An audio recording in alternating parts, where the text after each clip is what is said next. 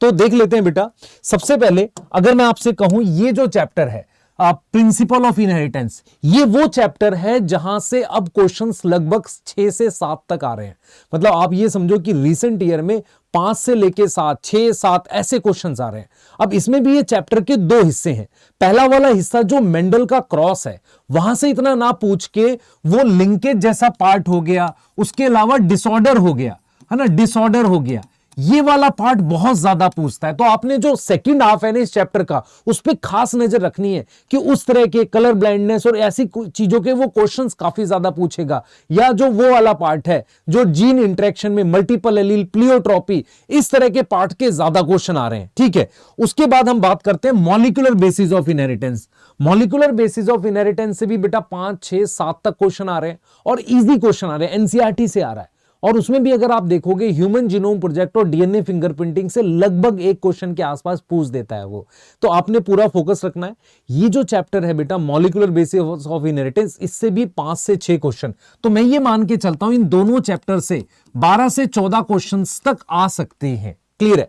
अब एक रिसेंटली जो चैप्टर है सेल साइकिल, इससे काफी क्वेश्चन बड़े हैं और इसमें भी अगर आप रिसेंटली देखोगे तो मियोसिस 1, पैकेटीन, लेप्टोटीन, जाइगोटीन, इससे क्वेश्चन आ रहा है और जो फेजेस हैं सेल साइकिल के, वहां से क्वेश्चन एक आ रहा है। तो ये 2 चीजें हैं जिन पे आप खास फोकस रखोगे। अच्छा, ये जो बाकी के चैप्टर्स हैं जैसे प्लांट किंगडम, यहां से मुझे 2 से 3 क्वेश्चंस मिल रहे हैं और उसमें भी एक क्वेश्चन एल्गी से जरूर आ रहा है। तो एल्गी का जो डाटा है ना, माइन्यूट डाटा, उसको बहुत फोकस करके आपने पढ़ना है। ठीक है। उसके बाद अगर मैं बायोलॉजिकल क्लासिफिकेशन की बात करूं तो जो ये वाला पार्ट है वायरस, प्रायोन्स, है ना, और इन चीजों पे मतलब जो लास्ट का पेज है वहां से अच्छे खासे क्वेश्चन पूछ रहा है। उसके अलावा फंजाई के एग्जांपल्स, उन पे आपने बढ़िया फोकस रखना है। ये चीज समझ में आ रही है? तो एग्जैक्टली आपको समझना पड़ेगा कि मैं आपको कहां लेकर जा रहा हूं चैप्टर में, कि किधर से वो ज्यादा पूछ रहा है। ठीक है। अच्छा, आगे अगर हम जाते हैं, हम बात करते हैं प्लांट फिजियोलॉजी की। तो प्लांट फिजियोलॉजी में ये वाला चैप्टर है जो यहां पे हार्मोन के रोल से वो काफी पूछ रहा है। हार्मोन के रोल, और मैं कहता हूं फोटो पीरियोडिज्म या वर्नलाइजेशन, ये वाले जो टॉपिक है ना, यहां से एक क्वेश्चन आ रहा है और एक क्वेश्चन आपका 1 या 2 हार्मोन के रोल से आ रहा है। रेस्पिरेशन में वो एंजाइम्स पूछ रहा है, मतलब प्रोसेस के एंजाइम्स पूछ रहा है ना। ईटीएस में से पूछ सकता है, क्रैब साइकिल, ग्लाइकोलिसिस कुछ पूछ सकता है। और रिसेंटली देखा है कि उसने एटीपी के को रिलेटेड करके कुछ क्वेश्चंस पूछे हैं। फोटोसिंथेसिस में C3 एंड C4 और फैक्टर्स अफेक्टिंग फोटोसिंथेसिस, उस वाले पार्ट से काफी पूछा गया है। मिनरल न्यूट्रिशन की बात करें तो हमारे पास रोल ऑफ मिनरल, और एक जो टॉपिक है जो काफी ज्यादा पूछेगा नाइट्रोजन मेटाबॉलिज्म में, नाइट्रोजन फिक्सेशन के अराउंड। ट्रांसपोर्ट इन प्लांट में बेटा वो सेकंड हाफ पे ज्यादा पूछ रहा है। सेकंड हाफ का मतलब जहां पर जाइलम फ्लोएम का ट्रांसपोर्ट है, जाइलम ट्रांसपोर्ट और फ्लोएम ट्रांसपोर्ट, वहां से वो पूछ रहा है। उसके अलावा वो एक क्वेश्चन वाटर पोटेंशियल इम्बाइबिशन यहां से पूछ रहा है। तो कहीं ना कहीं मैं ये चाह रहा हूं कि आपके दिमाग में एग्जैक्टली बने, एक पिक्चर बननी चाहिए कि सबसे ज्यादा question principle of inheritance, molecular basis of inheritance, और मैं बोल सकता हूं सेल साइकिल से आ रहे हैं। उसके बाद कौन से चैप्टर से कहां से पूछ रहा है मैंने वो भी बता दिया। अगर हम बात करें ऑर्गेनिज्म एंड पॉपुलेशन की, वहां पर एक टॉपिक है पॉपुलेशन इंटरेक्शन, उसको जरूर करके जाना, वहां से वो काफी क्वेश्चंस पूछता है। इकोसिस्टम की बात करें तो ये जो टॉपिक है ना प्रोडक्टिविटी, उसके अलावा बेटा मैं फूड चेन, फूड वेब, ये जो टॉपिक है यहां से वो क्वेश्चंस काफी पूछता है। बायोडायवर्सिटी में हमने क्या ध्यान रखना है कि किस तरीके से कंजर्वेशन करनी है, इन सिटू एक्स सिटू, ये सबसे ज्यादा पूछे जाने वाला टॉपिक है। इन सिटू एक्स सिटू ये सबसे ज्यादा पूछा जाता है। अगर हम एनवायरमेंटल इशू की बात करें तो एनवायरमेंटल इशू में ईयर्स बहुत इंपॉर्टेंट है, कि कौन सा एनवायरमेंट एक्ट कब आया था, कौन सा कब मतलब वो आया था, वो इंपॉर्टेंट है। और छोटे छोटे उसमें क्या दे रखे, केस स्टडी दे रखे, जैसे फोम, फ्रेंड ऑफ आर्काटा मार्स, पॉली ब्लेंड, इन चीजों के पूछे जाने के बहुत ज्यादा चांसेस हैं। ठीक है। अब अगर हम बात करते हैं बेटा और बचे हुए चैप्टर्स की, तो माइक्रोब्स में एक टेबल बनती है जिसमें स्टैटिन आता है, ये वाली चीजें हैं। स्ट्रेप्टोकोकस से क्या मिलता है मुझे, साइक्लोस्पोरिन ए, ये वाला जो टॉपिक है ये काफी पूछता है। उसके अलावा कॉन्सेप्चुअल क्वेश्चन आएगा, सीवेज ट्रीटमेंट प्लांट से आएगा। सही है। और अगर हम स्ट्रेटेजीज की बात करें तो वहां कुछ टेबल्स दे रखी हैं, वो टेबल्स हमें करनी है। उसके अलावा एक बहुत इंपॉर्टेंट टॉपिक है टिश्यू कल्चर, वहां से वो काफी ज्यादा पूछता है। ठीक है। अगर हम रिप्रोडक्शन इन ऑर्गेनिज्म की बात करें तो एक क्वेश्चन आएगा, बहुत जनरल क्वेश्चन आता है, इजी सा क्वेश्चन आता है, आप आसानी से बना ले जाओगे अगर आपने प्लांट किंगडम और वो पढ़ा हुआ है। अगर सेक्सुअल रिप्रोडक्शन फ्लावरिंग प्लांट की हम बात कर रहे हैं तो वहां से मेरे पास 2 से 3 क्वेश्चंस आते हैं, जिसमें एक क्वेश्चन पॉलिनेशन से आएगा और एक आएगा मेल मतलब पॉलन ग्रेन के आसपास से। तो माइक्रोस्पोरोजेनेसिस के अराउंड एक क्वेश्चन पूछेगा, ठीक है। अब इसके बाद हम बात करते हैं लिविंग वर्ल्ड, एक क्वेश्चन। इसमें आपने टैक्सोनॉमिक एड्स पर खास ध्यान रखना है। टैक्सोनॉमिक एड्स का जो क्वेश्चन होगा उसी के गलत होने के चांसेस है, बाकी जो भी कॉन्सेप्चुअल आएगा आप आसानी से कर ले जाओगे। आज केमिस्ट्री में कुछ ऐसे डू एंड डाई टॉपिक्स बता रहा हूं जिसको आप नहीं छोड़ सकते किसी भी हाल में, या अगर ये आप छोड़ के जाएंगे समझ लेना कि यहां पे एक क्वेश्चन गलत कर रहे हैं। हमारी पास्ट एक्सपीरियंस है, हमारे प्रीवियस ईयर क्वेश्चंस के एनालिसिस पे, और जो हमें एक्सपीरियंस है कि बच्चों को क्या क्या दिक्कतें आई हैं केमिस्ट्री में, उस बेसिस पे ऑर्गेनिक और इनऑर्गेनिक के मस्ट डू चैप्टर्स बता रहा हूं। अगर ये आप करोगे तो आपके ऑर्गेनिक और इनऑर्गेनिक के नंबर्स आराम से बढ़ने वाले हैं, ठीक है। वैसे आपने बहुत सारा पढ़ा होगा, आपको जो छूटा होगा वो आपको यहां से देख लेना है। आइए मैं सबसे पहले ऑर्गेनिक की बात करा देता हूं आपको। आईयूपीएससी में अब आप पढ़ने को बहुत सारा चीज पढ़ सकते हो, बट जो मेजॉरिटी क्वेश्चन आता है वो फंक्शनल ग्रुप वाली नेमिंग से आता है। उसके बाद सैचुरेटेड और मल्टीपल अनसैचुरेटेड यानी मल्टीपल बॉन्ड वाले से आता है। तो ज्यादातर चांसेस हैं इन तीनों टॉपिक को आप आईयूपीएससी पे फोकस करो, इनसे क्वेश्चन आने के चांसेस ज्यादा है। जीओसी में इतना बड़ा चैप्टर है, पढ़ने के लिए आप लाख चीजें पढ़ सकते हैं। इसमें समुद्र है, क्या क्या पढ़ें, लेकिन एरोमेटिसिटी, इंटरमीडिएट की स्टेबिलिटी मतलब केटाइन एनाइन और फ्री रेडिकल की स्टेबिलिटी, उसके बाद एसिडिक एंड बेसिक के क्वेश्चंस हैं। अगर आप ये करते हैं तो चांसेस ज्यादा है कि इसमें से क्वेश्चन आए और आपके नंबर बढ़े। सिमिलर कंडीशन अगर आप एल्केन की देखें तो halogenation, fluorination, chlorination, bromination, iodination, chain initiation, chain propagation, chain termination पढ़ाया है बहुत डिटेल में। उसके बाद वुर्ज रिएक्शन, कपलिंग रिएक्शन, उर्ज के साथ फिटिंग भी पढ़ लेना, उर्ज फिटिंग भी पढ़ लेना। उसके बाद Kolbe electrolysis, soda lime decarboxylation, सिम, और ये दोनों रिएक्शंस एनसीईआरटी के हैं, जरूर पढ़ें, आइसोमेराइजेशन और पॉलीमेराइजेशन। उसके बाद एल्कीन में इलेक्ट्रोफिलिक एडिशन रिएक्शन सारे, मतलब एल्कीन का केमिकल रिएक्शन सबसे ज्यादा जरूरी है। उसके बाद कैटालिटिक हाइड्रोजनेशन आपने सुना होगा, ओजोनोलिसिस आपने सुना होगा, लेकिन इलेक्ट्रोफिलिक में सारे कवर हो गए। एल्काइन में भी सारे आपको इलेक्ट्रोफिलिक पढ़ना है, कैटालिटिक हाइड्रोजनेशन पढ़ना है, ओजोनोलिसिस पढ़ना है। एल्काइन में साथ साथ में बेटा एसिड बेस रिएक्शन भी पढ़ना है।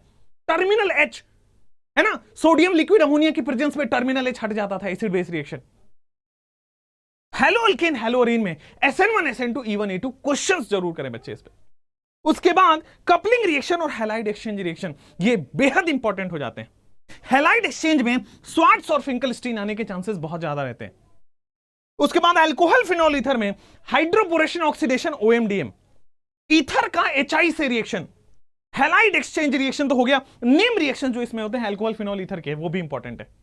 और एल्डिहाइड कीटोन कार्बोक्सिलिक में तो एल्डोल कैनिजारो पढ़ना अनिवार्य है। उसके बाद पर्किन ऑक्सीडेशन और रिडक्शन जितने हैं ना वो सारे पढ़ने हैं एल्डिहाइड कीटोन कार्बोक्सिलिक में। फाइनली अमाइन में जितने नेम रिएक्शन है, अमाइन से जनरली नेम रिएक्शन आने के चांसेस होते हैं। Gabriel phthalimide, Hofmann bromamide, isocyanide या कार्बाइल अमाइन। उसके बाद डीकार्बोक्सिलेशन भी वहां पे ध्यान दें, वहां पे डाइएजोटाइजेशन भी नहीं लिखा हुआ है लेकिन पढ़ना होता है। और साथ में Hinsberg test, mustard oil test आप पढ़ सकते हैं। ये टॉपिक्स ऐसे हैं जिनको छोड़ के जाना गुनाह है, इनको आप छोड़ के नहीं जा सकते, ठीक है। इसके बाद अगर मैं बात करता हूं बच्चे आपसे, तो ये रहा आपके पास ये जो 4 चैप्टर्स लास्ट वाले होते हैं। अगर आप इसमें लास्ट के 5 लिखा हुआ है, लेकिन अगर आप 10 कर लेंगे तो सेफर साइड पे हो जाएंगे। लास्ट 10 ईयर्स अगर आप कर लेते हैं, उन्हीं लास्ट 10 ईयर्स में से जनरली सारे टॉपिक से क्वेश्चन बन चुका है, अब रिपीट ही होता है। तो नेक्स्ट आपको मैं बताता हूं इनऑर्गेनिक केमिस्ट्री में पीरियोडिक टेबल में सब कुछ पढ़ने की जरूरत नहीं है। हां, ट्रेंड्स पढ़ लोगे तो काम हो जाएगा, ऑक्साइड पढ़ लोगे तो काम हो जाएगा। सिमिलरली केमिकल बॉन्डिंग बहुत बड़ा चैप्टर, लेकिन question generally VBT, VSEPR, hybridisation, MOT, van der Waals से आता है। ये मैं डलवा दूंगा आपको कहां, टेलीग्राम में, ताकि आपको हेल्प हो जाए। कोऑर्डिनेशन में वीबीटी, सीएफटी, आइसोमेराइजेशन और आइसोमेरिज्म और आईयूपीएससी से क्वेश्चंस आने के ज्यादा चांसेस होते हैं। एस ब्लॉक में कंपाउंड्स ऑफ एस ब्लॉक से ज्यादा क्वेश्चन आने के चांसेस होते हैं। हाइड्रोजन में लास्ट 10 इयर्स क्वेश्चन करने हैं। सिमिलरली मेटलर्जी में लास्ट 10 इयर्स क्वेश्चन करने हैं। डीएनएफ ब्लॉक में जो KMNO4 K2Cr2O7 है और उसकी reactions, preparation reaction. P block में रिएक्शन, सारे कंपाउंड्स, ऑल फैमिली के कंपाउंड्स, ऑक्सो एसिड और ऑक्साइड्स। इसके बाद ये सारा आपके पास फिनिश हो जाता है। ये चैप्टर्स जरूर देखें, मस्ट है डू एंड डाई। आज हम बात करें डू एंड डाई, मतलब कुछ भी हो इन टॉपिक्स और सब टॉपिक को छोड़ के नहीं जाना। अगर आप लास्ट ईयर की एनालिसिस करोगे तो ये वो टॉपिक और सब टॉपिक हैं जिससे मैक्सिमम पेपर यहीं से मिला है, ठीक है। तो जैसे हम और यहां भी हमने अकॉर्डिंग टू वेटेज बात की है। सबसे ज्यादा वेटेज अगर हम यहां जियोलॉजी में बात करते हैं तो बायोटेक्नोलॉजी का है, ठीक है। तो बायोटेक्नोलॉजी के दोनों चैप्टर्स को मैंने 1 by 1 लिख दिया है। यहां रिस्ट्रिक्शन एंजाइम आप छोड़ोगे नहीं, पीसीआर आप छोड़ोगे नहीं, जेल इलेक्ट्रोफोरोसिस और क्लोनिंग वेक्टर, यहां से आपको क्वेश्चन मिलेंगे। लगातार क्वेश्चन की जो सबसे ज्यादा प्रोबेबिलिटी है वो इन टॉपिक से है, ठीक है। अगर मैं एप्लीकेशन में बात करता हूं तो एग्रीकल्चर वाले मॉलिक्यूलर डायग्नोसिस, ठीक है, जेनेटिकली इंजीनियर्ड इंसुलिन और जीन थेरेपी, ये छोड़ के मत जाना, ठीक है। नहीं आता तो एक बार फिर करना, पर इस पर मास्टरी होनी चाहिए, ठीक है। अगर स्ट्रक्चरल ऑर्गेनाइजेशन इन एनिमल की बात करता हूं तो बहुत टेंशन लेने की जरूरत नहीं है। कॉकरोच से 2 से 3 क्वेश्चन आए हुए हैं, तो ये नहीं छोड़ना। पूरे टिश्यू में अगर आप एपिथेलियल टिश्यू छोड़ के जा रहे हो तो गलत बात है, ठीक है। मैक्सिमम क्वेश्चन आने की प्रोबेबिलिटी एपिथेलियल टिश्यू से है। अगर एवोल्यूशन में बात करते हैं तो एविडेंस और हार्डी विंगवर्क, एविडेंस और हार्डी विंगवर्क 2 करके चले जाओ, क्वेश्चन मिल जाएगा, 100% मिल जाएगा, ठीक है। एनिमल किंगडम की बात करता हूं तो maximum question mix animal kingdom से आए हैं। मींस आपको एनिमल किंगडम में example of feature non chordates के याद रखने हैं, और मैक्सिमम क्वेश्चन कॉर्डेट्स से आपको डिटेल्ड में भी मिल जाएंगे। वहां पर भी एग्जाम्पल ऑफ फीचर एनसीईआरटी कर लो, काम बन जाएगा। पर कॉर्डेट्स और मिक्स क्वेश्चन देखने को मिले हैं, ठीक है। ह्यूमन रिप्रोडक्शन में गैमेटोजेनेसिस कर लो, फर्टिलाइजेशन और इंप्लांटेशन कर लो, साथ में मेंस्ट्रुअल साइकिल भी कर लो, ठीक है। तो इतने से आपको लगभग क्वेश्चन मिल जाएंगे, यानी ये क्वेश्चन तो करने ही करने, समझ रहे, सॉरी, ये टॉपिक तो करने ही करने हैं आपको। ह्यूमन हेल्थ एंड डिसीज में कॉमन डिसीजेज इन ह्यूमन और इम्यूनिटी, मैक्सिमम क्वेश्चन आने की प्रोबेबिलिटी यहां से है। अब समझना मेरी बात, डाइजेशन एंड एब्जॉर्प्शन में एलिमेंट्री कैनाल से क्वेश्चन मिल जाएगा। डाइजेशन ऑफ फूड यानी प्रोसेस ऑफ डाइजेशन, ग्लैंड्स और एब्जॉर्प्शन, यहां से क्वेश्चन मिल जाएगा, ठीक है। इसमें भी मैंने रिड्यूसिंग ऑर्डर में लिखा है मैक्सिमम और मिनिमम, पर ये तो करना ही है, क्वेश्चन यहां से मिलेगा ही मिलेगा। इन टॉपिक और सब टॉपिक को एक बार रिवाइज कर लेना, अगर रह गया है तो एक बार कर लेना, पर करके जाना है इतना। Breathe in and exchange of gases, ये इसमें सारे टॉपिक ही इंपॉर्टेंट है, ठीक है, इसको करना ही पड़ेगा। लोकोमोशन और मूवमेंट में डिसऑर्डर से क्वेश्चन मैक्सिमम टाइम रिपीट हुआ है। स्केलेटल सिस्टम मतलब बोन के नंबर से और जॉइंट से, बस, ठीक है।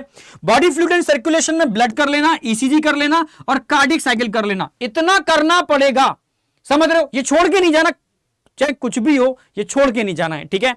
और strategy for enhancement in food production, only animal breeding, अगर इतना करके चले गए ना तो मैं सच कह रहा हूं आपको मैक्सिमम पेपर यहां से मिल जाएगा, ठीक है। अगर सारा रिवाइज कर लिया तो बेहतरीन, पर ये टॉपिक और सब टॉपिक तो आपको करने ही हैं।